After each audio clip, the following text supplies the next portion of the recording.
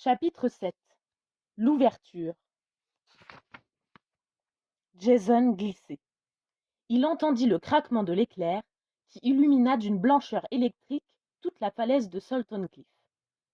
Les pierres lui râpaient la poitrine. Il tâtonnait à la recherche d'une prise lorsqu'une de ses mains s'introduisit soudain dans une fissure. Il referma les doigts, se cramponna de toutes ses forces et se retrouva suspendu dans le vide. Julia et Rick se précipitèrent à l'endroit d'où il avait basculé.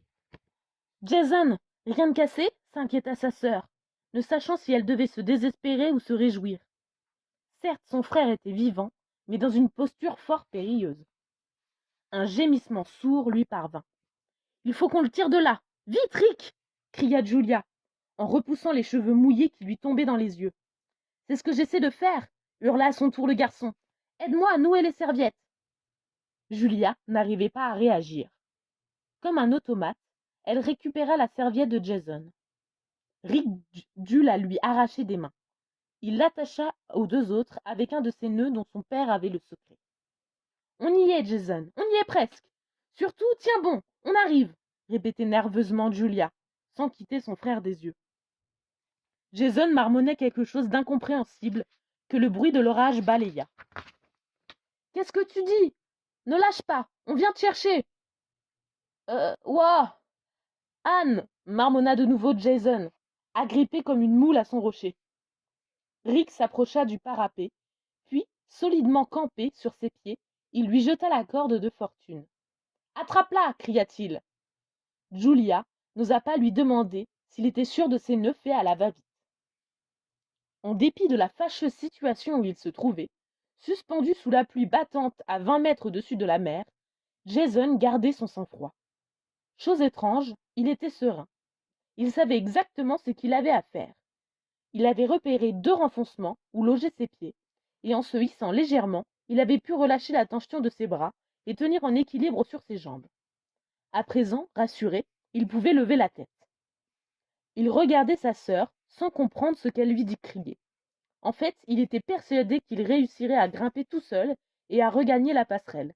Il suffisait pour cela de se déplacer posément, de repérer les bons appuis, comme il avait trouvé la fissure qui lui avait sauvé la vie. Justement, la fissure.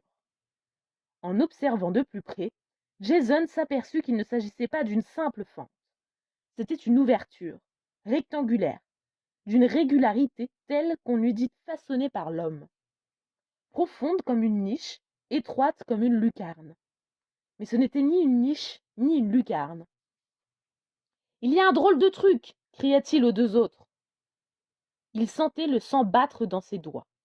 D'une main, il tâta l'intérieur de l'ouverture tout en se cramponnant à l'autre. Il rencontra la roche et rien d'autre. Puis, il toucha une surface friable qui s'effrita dans sa main. Quelque chose de lourd bougea sous ses doigts. Jason se pencha pour voir ce que c'était et, pendant un instant, il eut l'impression qu'au-delà de la lucarne, il y avait le vide, un espace ouvert. Il retira précipitamment sa main et s'aperçut qu'il tenait une petite brique enveloppée dans un morceau de tissu très doux. Un pan de serviette lui effleura la joue. Il sursauta de frayeur et faillit laisser tomber l'objet. « Attrape !» cria Rick, perché à quelques mètres au-dessus de lui. Jason glissa sa trouvaille dans son maillot de bain, saisit le bout de la corde providentielle et commença son ascension. La remontée fut assez rapide. Pourtant, elle parut à Julia durer une éternité. Lorsque Rick eut hissé Jason sain et sauf sur la passerelle en le tirant par le bras, elle crut s'évanouir de bonheur. « Tu vas bien ?» souffla-t-elle. La poitrine de Jason était couverte d'écorchures. « Oui, très bien, » répondit-il avec décontraction. « Regardez ce que je viens de trouver. » Sur ce, il brandit son étrange trophée. Un éclair crépita à l'horizon. « Qu'est-ce que c'est ?» hurla Rick, tâchant de couvrir le bruit de la pluie. « Je n'en sais rien !» cria Jason à son tour. « C'est bizarre, hein ?» Julia sentit la colère s'emparer d'elle.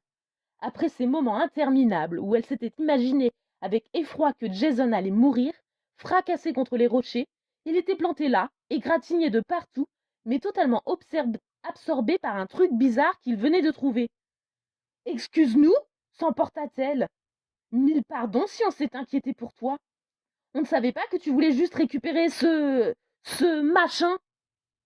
Après quoi, furieuse, elle continua de grimper les marches qui menaient à la villa Argo.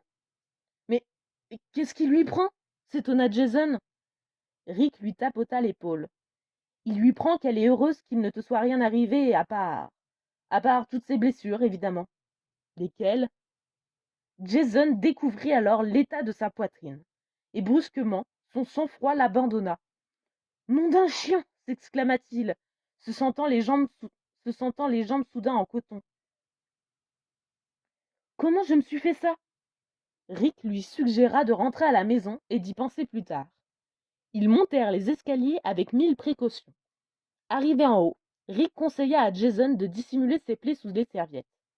Si Nestor s'en aperçoit, il ne nous laissera plus jamais aller nous baigner. Jason approuva.